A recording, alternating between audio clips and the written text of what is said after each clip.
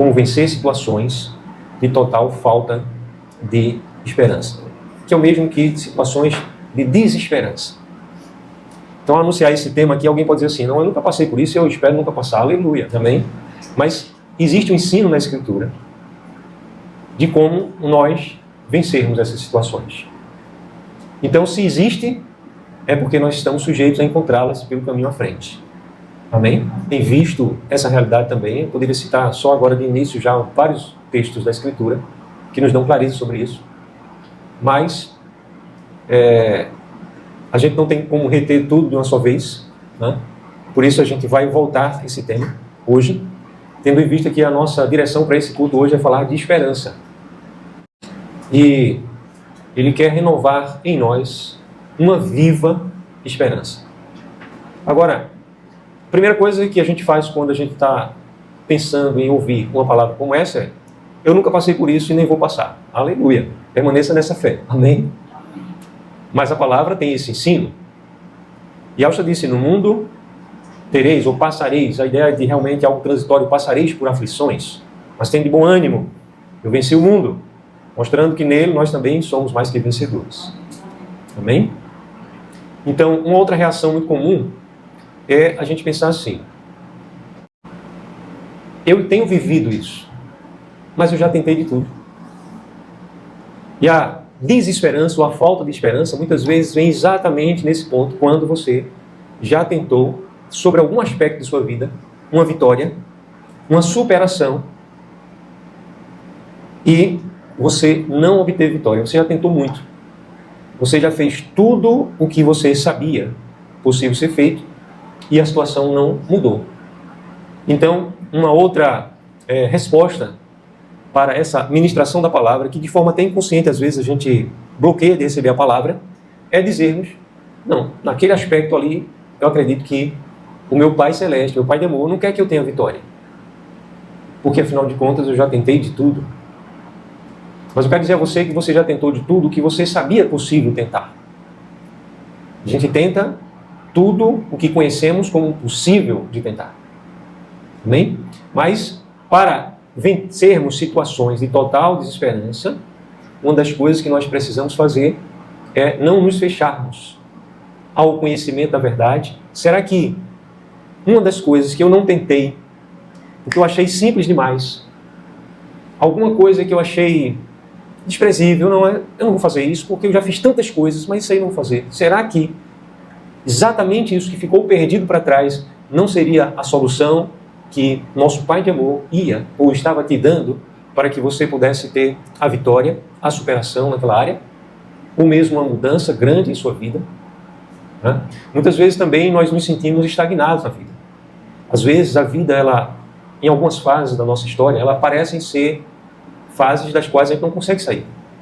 Então é como se fosse um círculo vicioso. A gente luta, luta, luta, parece que vai melhorar e depois volta, as dificuldades apertam ainda mais e a gente fica vivendo assim e acaba se acomodando de uma forma negativa.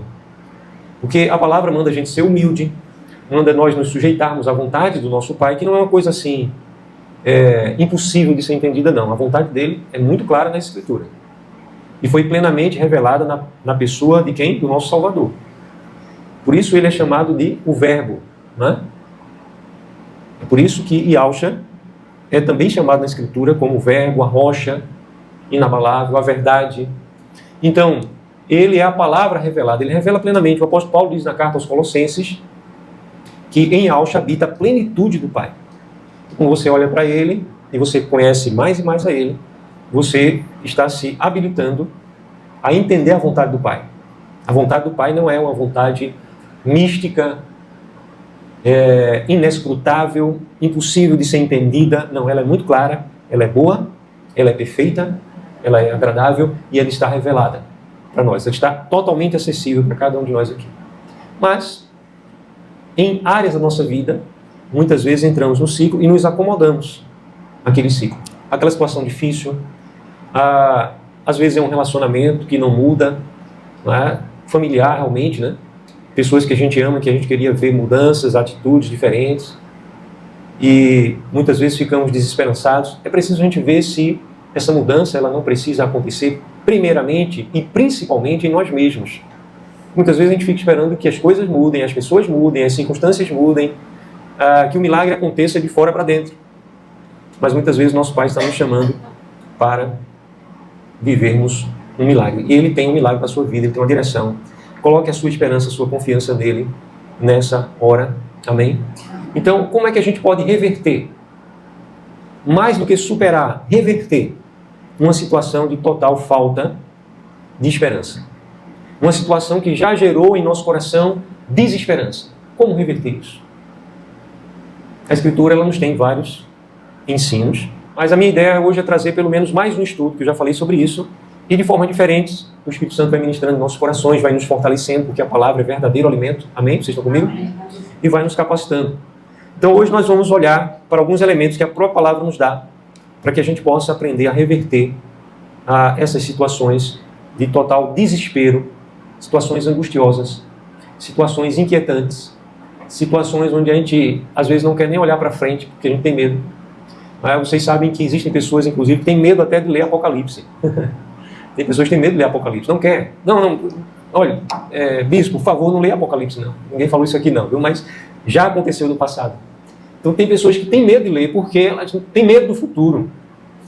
E, de fato, existem coisas que são temerárias, mas a ousadia da fé, a intrepidez, não faz com que o mal deixe de existir. Nesse momento, não. E Yahshua está destruindo todo o mal. A palavra diz que ele está à direita do Pai, mas o último inimigo a ser destruído vai ser o quê? A própria morte. Amém? E convém que ele reine até que haja posto todos os inimigos debaixo dos seus pés. Então é isso que a Escritura fala acerca do nosso rei. Ele está reinando. E ele é soberano acima das nações, da história que os homens querem construir. Ele é acima dos governos. Ele é acima da ação do mal, da responsabilidade adoecida pelo homem, porque o homem quer que o Criador seja responsável por tudo. E ao mesmo tempo o homem quer ser soberano, quando é o contrário. A Escritura revela que o nosso Pai Celeste, o nosso Pai de amor, ele é soberano. Mas ele nos dá responsabilidade das nossas escolhas. E o cetro do governo desse mundo está na mão dos homens que entregaram ao príncipe desse mundo, que é Satanás. É por isso que o mundo está indo, encaminhando de mal a pior. Amém? E às vezes a gente fica esperançoso que entre um político, esperançoso que descubram a cura de alguma enfermidade, esperançoso que dias melhores venham. Mas a nossa esperança, se estiver nesse mundo, nós sempre seremos desesperançados. Mas ainda há uma terceira coisa antes de entrar na mensagem que eu quero falar sobre esperança e desesperança. Às vezes a gente já foi tão escaldado, tem aquele ditado que o pessoal fala, né? Um ditado triste, mas dizem gato escaldado tem medo de água fria. Tem esse ditado, né? O pessoal antigo falava. Gato escaldado tem medo de água fria, realmente. Quando você passa por experiências difíceis na vida, você é tentado a se tornar uma pessoa até covarde, se você não cuidar. Se você não buscar na fonte de toda força, forças para superar isso. Você é tentado a se fechar, de tal maneira que a própria esperança para você não quer. Você diz assim, olha, não é de uma forma muito consciente às vezes não, viu? Estou falando aqui de coisas para a alma de vocês. Mas às vezes até de uma forma inconsciente, ele diz assim, eu não quero ter esperança não, para não ser decepcionado de novo. Entende? Então, às vezes a gente vai se acomodando em uma situação. Antigamente eu sonhava, hoje eu só tenho pesadelos. Né? O motorista do caminhão mandou escrever isso no caminhão lá atrás. Então, às vezes, por causa das lutas, das dificuldades, a gente ter apanhado tanto, não da vida, eu não gosto dessa expressão, a gente apanhou muito da vida. Não foi da vida. Você sofreu as circunstâncias. A vida é um dom do nosso Pai, uma dádiva dele. Ó, respirar bem, isso é um dom dele. Né? A gente poder se acordar de manhã e abrir os olhos, é um dom dele, uma dádiva dele. Ter pessoas que nos amam, isso é a vida. Ele nos criou para a vida e vida eterna, ele não nos criou para a morte. A morte veio como consequência da verdade e da justiça que são infalíveis. Ele não pode negar a si mesmo. Ele não é o criador do caos, mas da ordem perfeita. E tudo, o trono dele está estabelecido em juízo e justiça, verdade e justiça. Amém? Isso é bom, isso é perfeito, isso faz com que a vontade dele seja perfeita. Por isso, o Filho cumpriu a justiça para que fôssemos justificados. Falando de salvação. Para que nós hoje tivéssemos acesso ao coração do Pai, o Filho se fez homem. Por isso que a Escritura chama também uma expressão bíblica, profética, ele é chamado muitas vezes de Filho do Homem. Ele se tornou totalmente homem. Ele se esvaziou plenamente da sua glória. Tudo que ele sabia, tudo, ele se tornou realmente uma criancinha. A Escritura diz que ele aprendeu através das coisas que ele sofreu. E ali no madeiro, quando ele estava em grande agonia, porque a Escritura diz que é uma maldição, a morte no madeiro, ele assumiu o peso da justiça, da condenação da justiça, dos nossos pecados, de todos nós, todos os meus pecados que eu já vivi, que eu tenho vivido e que eu vou viver ainda se eu permanecer mais um tempinho aqui ainda, né? E não somente o meu, mas de todos nós, de todos os salvos, de todas as épocas, de todos os lugares, você entende? Só ele pôde pagar como nosso Salvador.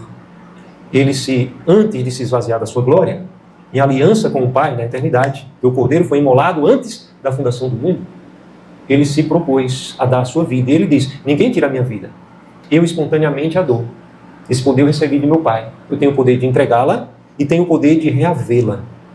Então foi assim que ele foi ao madeiro e ele pagou um preço que a gente não tem como estimar, nem hoje, nem no futuro. A gente só vai conhecer muito mais dessa justiça e do porquê de muitas coisas, mas a gente não vai ter ainda uma ideia precisa, porque somos filhos. Então imagina, teus filhos pequenos, eles não têm uma dimensão de quanto você luta por amor a eles, e uma série de coisas que são uma dimensão. E isso falando de um adulto humano para uma criança humana. Agora imagine daquele que é eterno e verdadeiro Pai para nós, que somos verdadeiros filhos também, mas somos humanos ainda numa condição mortal e pecaminosa, né?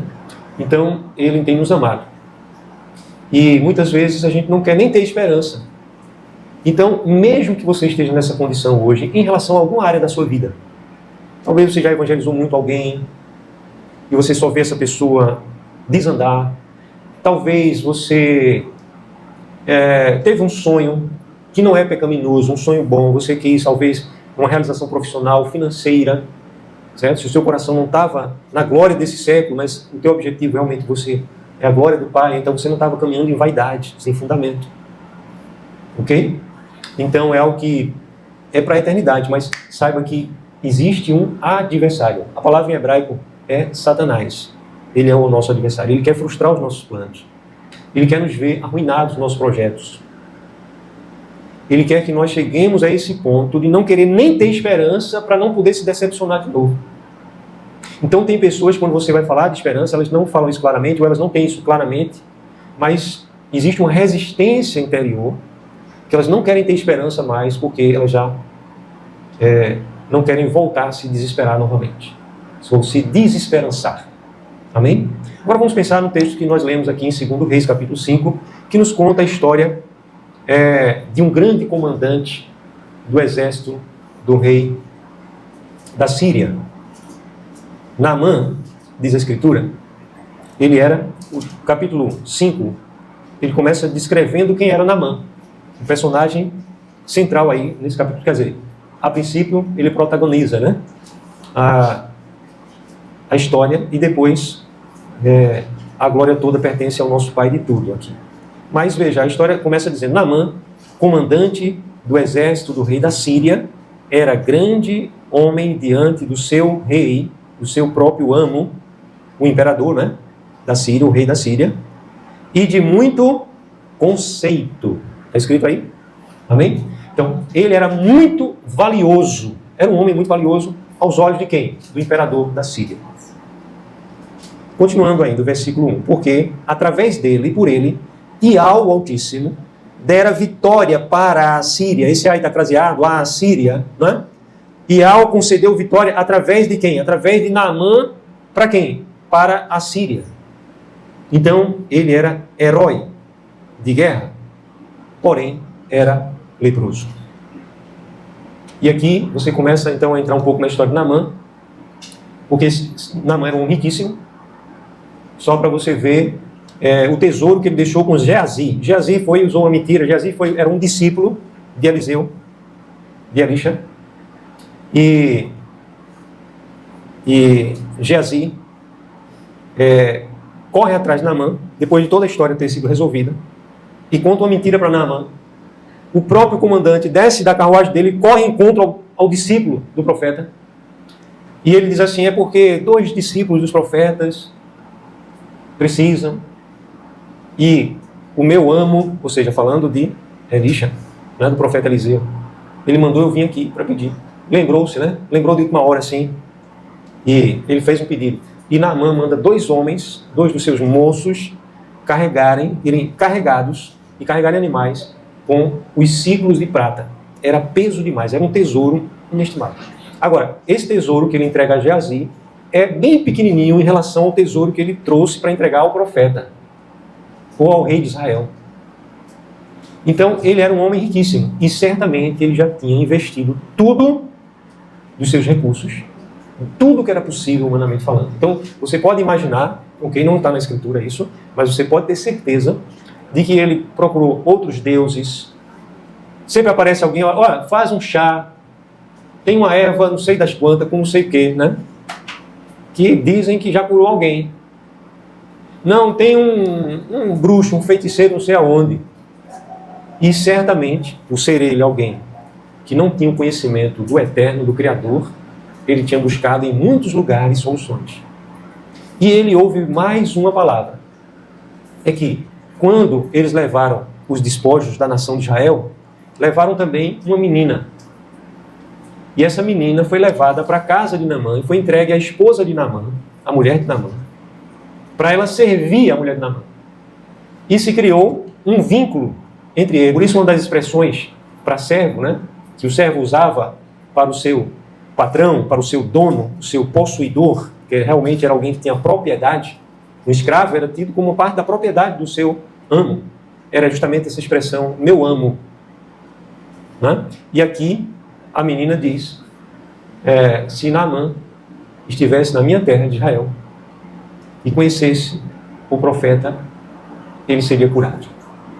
Então, Naamã ouve essa história, não sei se a esposa dele conta, eu sei que ele ouve, ele vai para o imperador, para o rei da Síria, conta a história e de imediato o rei da Síria diz, separa isso, separa aquilo, esse tesouro, esse aquilo, vou mandar uma carta minha ao rei de Israel para que você seja acolhido da forma que precisa ser acolhido.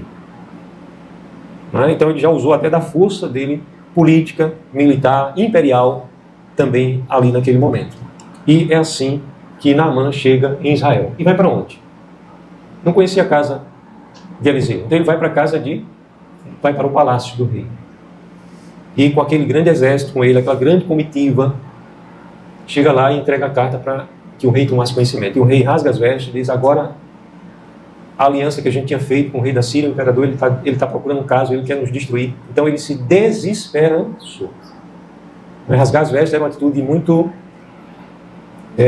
comum, de desespero, e às vezes era também dentro de Israel desespero para quem era só religioso e de entrega, de dizer eu não tenho nada para quem confiava no Altíssimo. No caso do rei de Israel, nesse momento foi desespero mesmo, não foi de confiança, porque ele nem se lembrou do profeta. O texto nos diz, que a gente leu, que o profeta fica sabendo da história e manda dizer ao rei o que está aí justamente no versículo de número 8, que é quando a gente começa agora a nossa história. Amém? Leia aí comigo o que está no versículo 8 do capítulo 5 do segundo livro de Reis. Segundo livro de Reis, capítulo 5, versículo 8 diz o quê? Vamos lá? Ouvindo, porém, Eliseu, homem do Altíssimo, que o rei de Israel rasgara as suas vestes, mandou dizer ao rei, por que rasgastes as tuas vestes? Deixai-o vir a mim e saberá que há profeta em Israel. Isso é uma palavra muito forte. Amados, eu queria trazer algumas perspectivas para vocês antes da gente destacar o principal nesse versículo. Primeira perspectiva do profeta. O profeta estava se gabando. Parece uma palavra de alguém orgulhoso, né? Deixa ele vir a mim, vai saber que aqui tem profeta. A palavra tem aparência de vaidade, de soberba, de orgulho, mas não é. Eliseu fala isso porque essa é a palavra da verdade. É diferente. O sentimento que estava no coração de Eliseu certamente era de humildade. Como o próprio texto vai nos mostrar. Na sequência do texto, que Eliseu não buscou glória para si. Ele não ficou fazendo munganga diante de Naamã. Peraí, agora vai chegar o comandante aqui, vou fazer uma munganga. Eita, aleluia, venha, não sei o quê, você vai ser curado agora. Dê um salto para frente, dê 3 para trás. Não fez isso. Ele nem sequer saiu de dentro da sua casa. Ele mandou Geazi dizer, diga a ele que dê 7 mergulhos no Rio Jordão. Mandou um recado. E o comandante ficou, como diz o nordestino, arretado, né? Ele achava, ele diz aqui, o texto diz, que ele pensou, ele falou para os seus, ele falou abertamente, eu achava que ele ia sair, ia invocar o nome de Al, ia colocar a mão sobre a minha enfermidade, e eu seria restaurado. Mas, porventura, os rios, né, da Síria não são muito melhores, mais limpos, do que o Jordão. O Jordão, não é que ele era contaminado com impureza, mas o Jordão, em grande parte do seu leito, ele levanta barro mesmo. Não fica aquela água barrenta. Então, quando você toma banho numa água cristalina, de um rio cristalino, é muito bonito, como os rios lá da Síria, né? Mas, uma água barrenta, mas era aquela água barrenta, a palavra do profeta. Então, o profeta, ele não fala isso como soberba. Às vezes, algo parece soar como soberba. É preciso nós termos o quê? Discernimento de espíritos. Certamente, não foi colocando banca, como diz o nordestino também, né? Ele fala isso, deixa ele vir a mim. Porque o nome do nosso Pai será glorificado, o nome de algo será glorificado. Deixa ele vir a mim. E o profeta até repreende o rei, veja que autoridade, né? Porque ele não estava ali com uma autoridade política. Ele não estava ali atrás de recompensa política, de honra. Ah, está aqui entre nós o profeta, fulano não sei das quantas, vem aqui para frente, para o lugar de honra. Eliseu estava ali, aí, esse lugar de honra. Então, Eliseu repreende mesmo o rei dele, da nação de Israel. Diz, por que você rasgou sua veste? Deixa ele vir a mim e saberá que tem profeta em Israel. Então a primeira questão que eu quero que vocês considerem é sobre o espírito do profeta. A segunda coisa, aqui, é um chamado do nosso Pai a termos esse lugar do profeta. Nós, amados, temos o cabeça que é Yahshua. Amém? Já não sou eu quem vive, mas é Yahshua quem vive em mim. Ou seja, a gente não vive buscando os nossos próprios propósitos. A nossa vida não pertence a nós mesmos mais. Então a gente deve procurar nele forças para descansar nele. O salmista disse que o nosso trabalho é descansar nele. É trabalhoso, não é fácil não. O teu trabalho é descansar em mim. Então a gente não tem outro trabalho. A gente não tem que se preocupar com mais nada na vida. O nosso trabalho é um só. É trabalhar para descansar nele. Amém? O teu trabalho, quem define isso é o nosso Pai. O Espírito dele nos ensina claramente. O teu trabalho é descansar em mim. Agora, descansar não é estar acomodado não, viu? É estar satisfeito, estar em paz. Só que tem pessoas que pensam que descansar no Pai é ficar inativo. Não, não é. É você acessar a paz que vem dele. Então, esse chamado dele a um relacionamento é para que você esteja na condição do profeta de dizer assim, deixe vir a mim. Você viver um relacionamento com o Pai tal que quando os problemas virem, você possa dizer com autoridade, sem temer, dizer, deixe vir a mim. Eu sou um instrumento usado. Porque Yahshua, o nosso Salvador, ele recebeu o dom, o ofício de profeta, sacerdote e rei. Ele é a cabeça da igreja. Então, nós que somos o seu corpo, vivemos o ofício de profetas, sacerdotes e reis. Amém? Então nós somos chamados a profetizar, a reinar e a vivermos o sacerdócio universal. Você tem livre acesso, mas o sacerdote vive para interceder, para fazer diferença pela fé. Isso não foge dos eternos decretos do nosso Pai, não. Quando você ora, a sua oração muito pode nos seus efeitos, mas não vai quebrar, anular a soberania dele. Ok? Então, agora, a terceira coisa é o centro do que eu quero destacar nesse versículo 8. É que Naamã fez algo que nós precisamos fazer para revertermos a situação de desesperança, de desespero em nossa vida. O que é que Naamã fez? Mesmo sem saber direito ainda ao certo para onde ele ia, mas ele acabou acertando. Ele procurou até achar. Ele foi atrás da palavra revelada. Amém?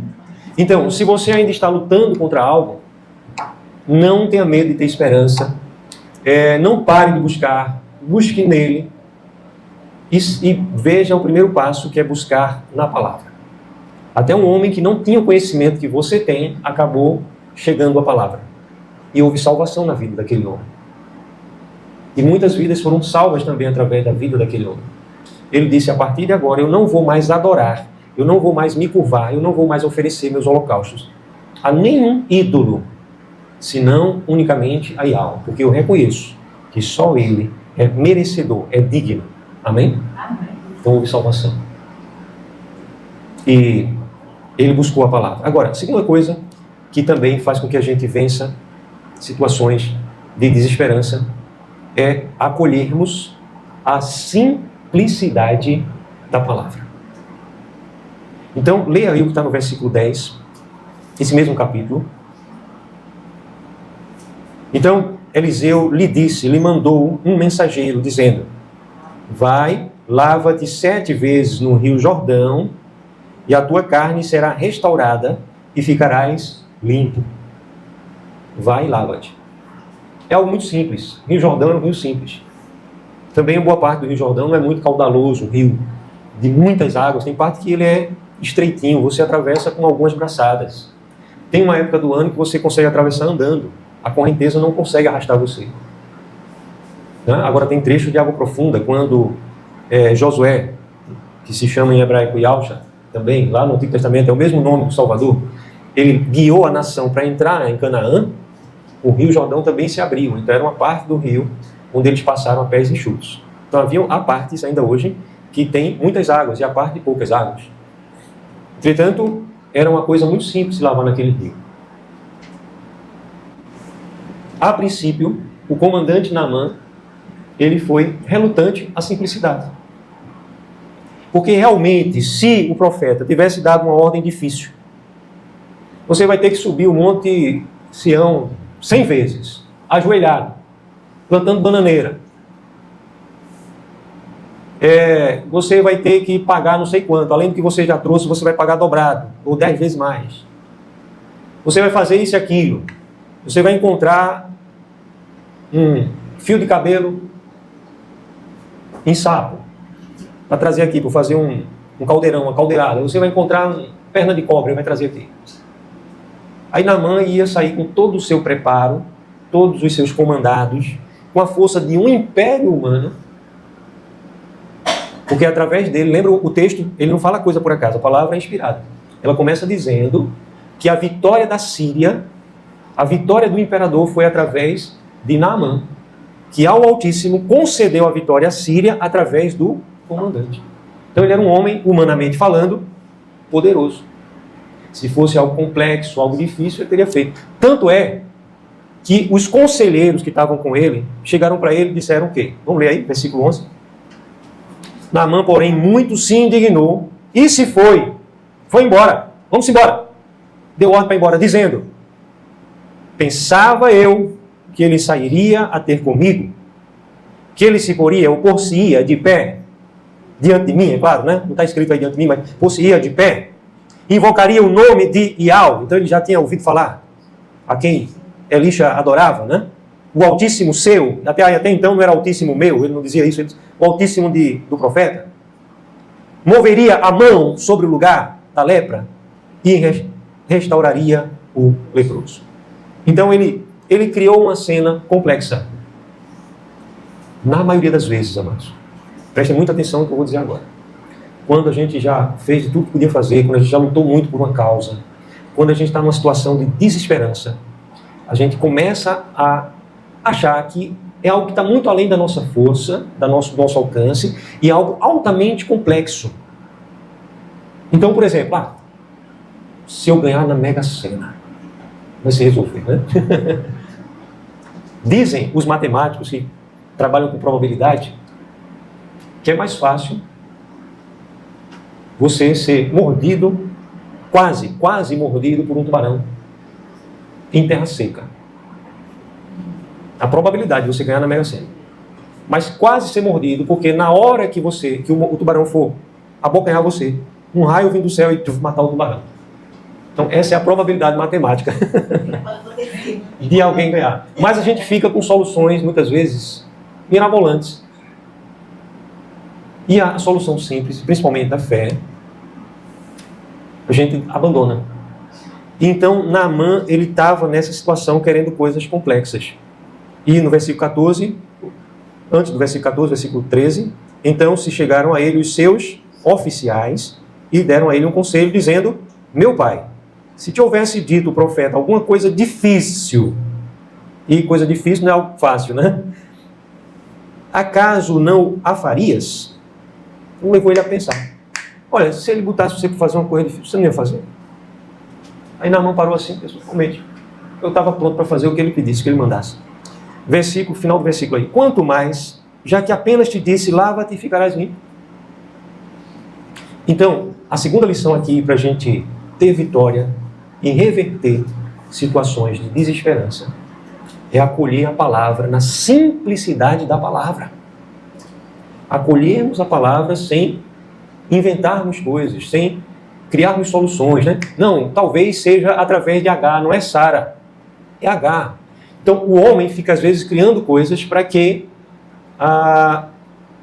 o milagre aconteça. Ele quer criar o milagre.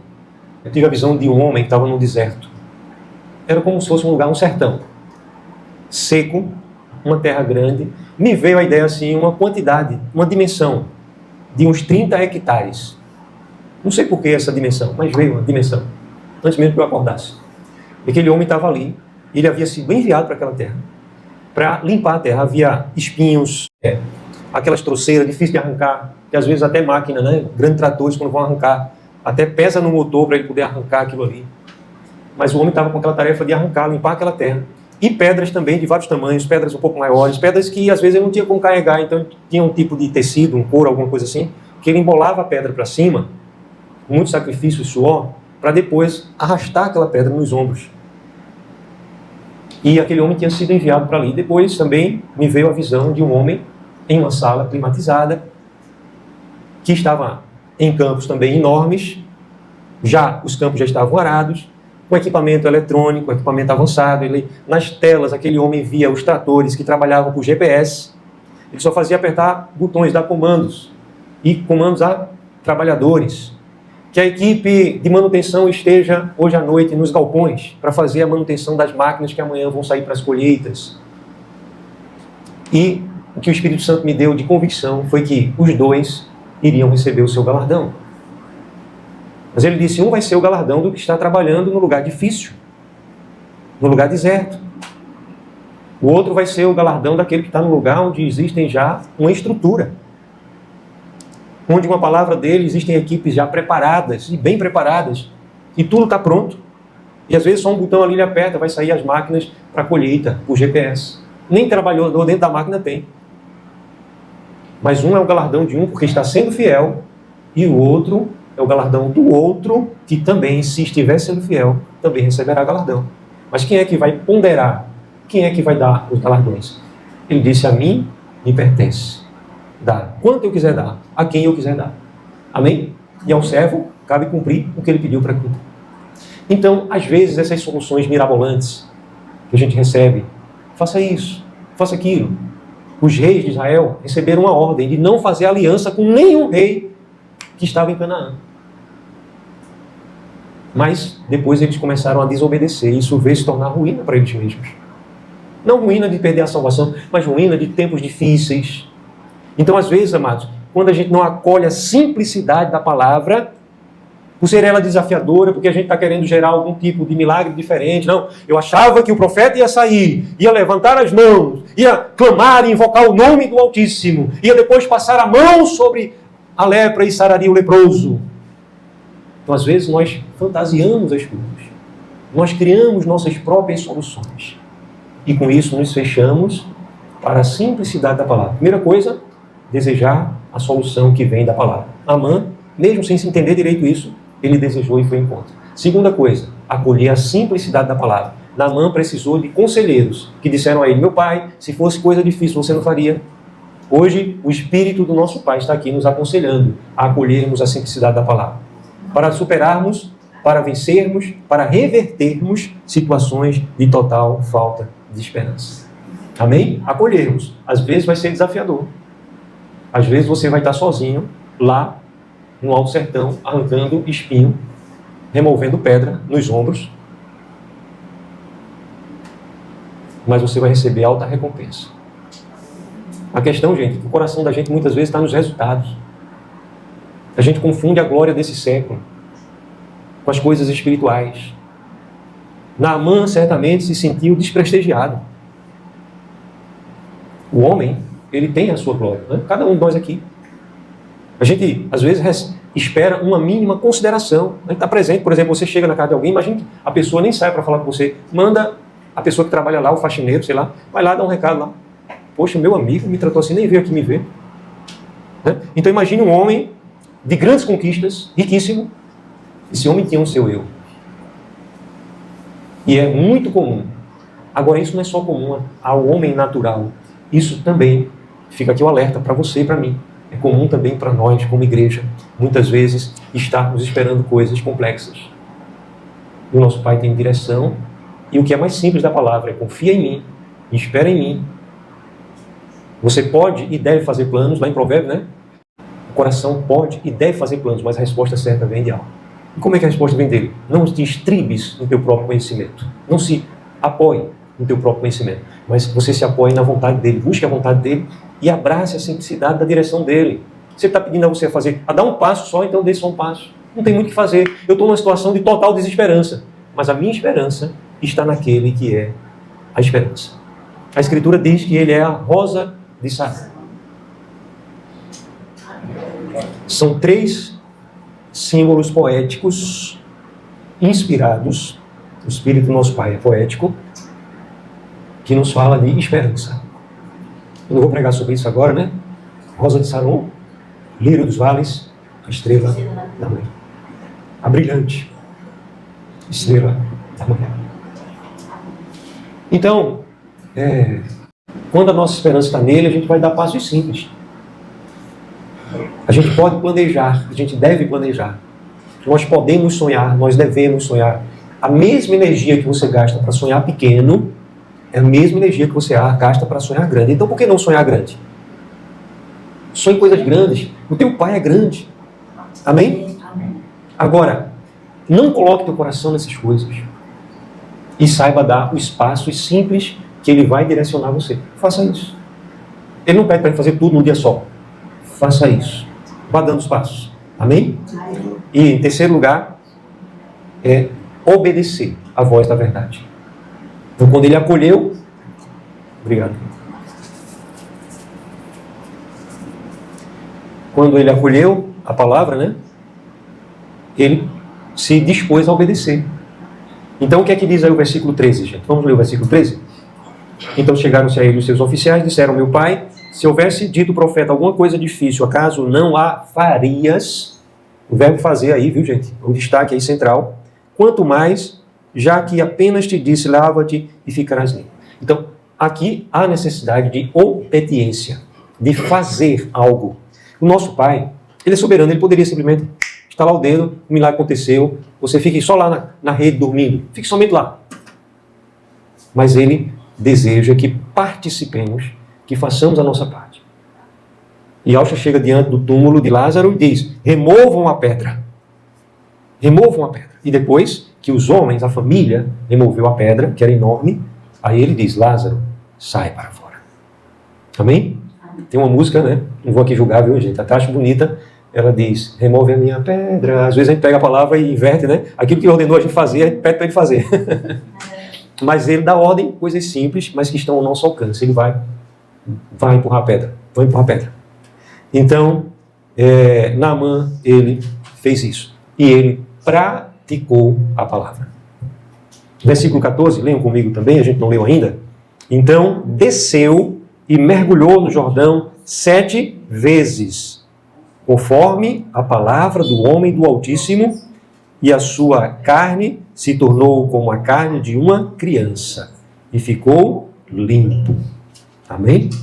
Então ele desceu, veja aí a prática, né? Os verbos aqui é interessante, a gente observar os verbos inspirados. Desceu, Depois ele mergulhou 7 vezes. Imagina, mergulhou a primeira vez, o mergulho tem que ser completo. Como é que a gente mergulha 7 vezes?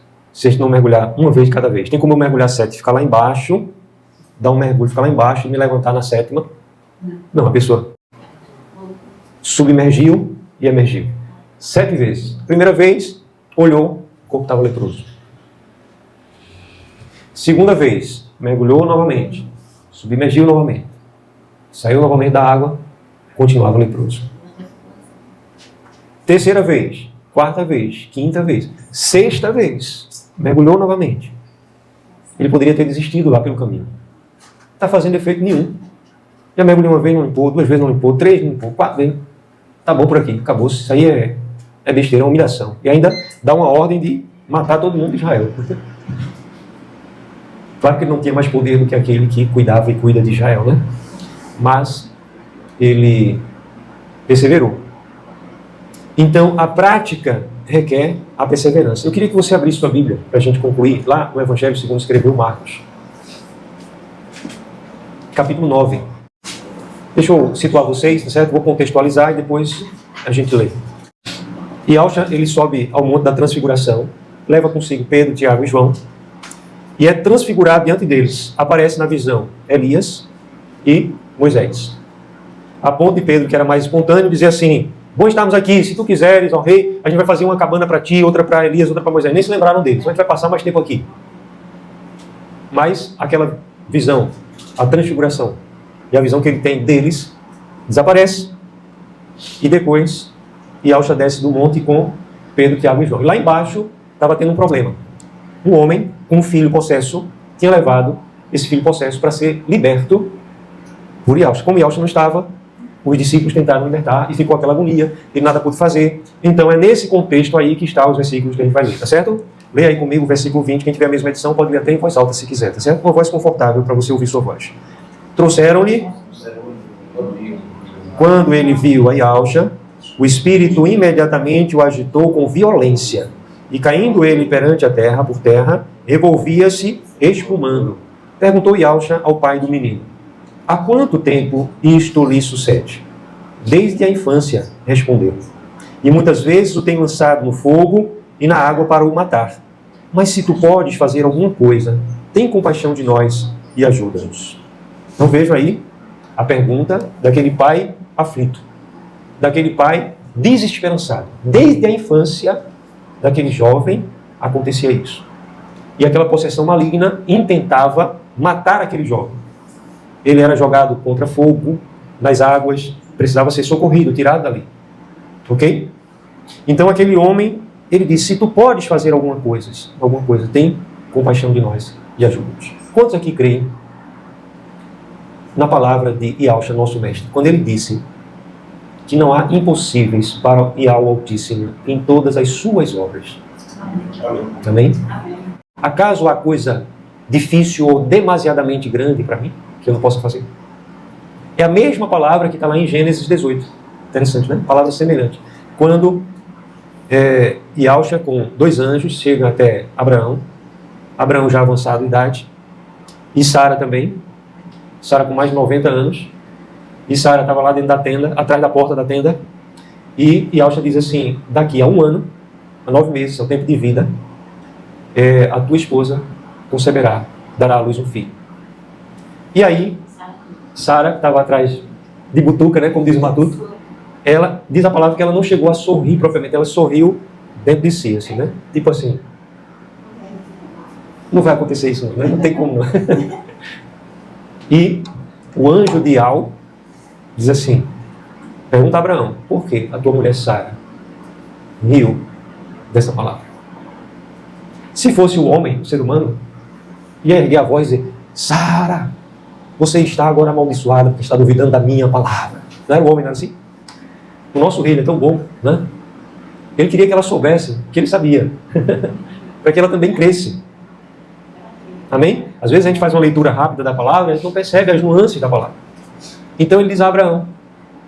Depois Abraão conversou com Sara em particular: Sara, porque você foi rei? Foi verdade? Sara disse: foi verdade, eu estava rindo atrás da porta. Você fez algum barulho? Não, eu ri comigo mesmo, eu ri intimamente. Então, ele tinha a convicção. Então, Yahshua, o nosso rei, ele é bom. Ele é bom, gente. Você crê na bondade dele. Então, voltando agora para Marcos 9, não há nada difícil que ele não possa fazer. Versículo 21, né, a gente leu. Veja agora o versículo 23.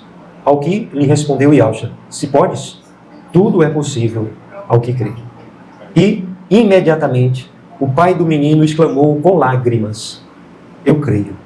Ajuda-me na minha falta de fé. A solução está naquele que é a nossa esperança. Naquele que é bom. Ele é bom. Ele te ama. Ele conhece as tuas lutas. E você entregou a tua vida a Ele. Então, que você possa, nessa entrega, crescendo nessa entrega, descansar mais e mais nele. Amém? Aleluia. Aqui está alguns princípios, entre outros, que a Escritura tem, mas a gente não pode pregar a Bíblia todo no dia, sobre como nós revertermos situações de total desesperança, como superarmos, como sermos vencedores em meio a situações de desesperança. Amém? Aleluia. Então, quem sou eu? Sou muito falho, pequeno, mas eu posso testificar que isso tem acontecido na minha vida. Nos momentos desafiadores, ele tem mostrado presente, ele nunca falhou. Né? Nos momentos em que muitos, até pessoas que a gente tem a destra no ministério, né? Colegas de ministério, irmãos, pessoas querendo meu bem, tentando, aparentemente querendo ajudar, né? E de bom coração querendo ajudar, mas nós temos uma visão de uma direção. E existe o tempo do céu e existe a solução do céu. E ele já me mostrou que a solução está em nós. Porque o que ele está plantando aqui, a gente pode amanhã jogar tudo para cima e dizer nada daquilo que teve valor e esquecer, e vamos viver a vida. E sabe o que vai acontecer? Se você permanecer na fé em Yahshua, você vai ser salvo. Mas e o tesouro que ele entregou nesses dias, na nossa caminhada em comum? E a gente acabou desprezando porque a gente foi viver uma outra história. O prejuízo será nosso, para os nossos dias. De coisas que ele nos confiou, de tesouros que ele nos confiou, para realizarmos. Amém? Com os desafios peculiares, os desafios próprios. Mas não é o tamanho do desafio, se é pequeno, se é só apertar um botãozinho ou não. Mas o chamado dele é para a fidelidade. Amém? Evidentemente que é mais difícil a luta que você está passando do que de outra pessoa. Existem pessoas que estão em lutas maiores do que as nossas. Amém? Né? Mas, em certo momento, o apóstolo Paulo diz assim, olha, saibam todos vocês, falando para a igreja, né, que lutas semelhantes às de vocês está sendo travada em toda a terra pela igreja.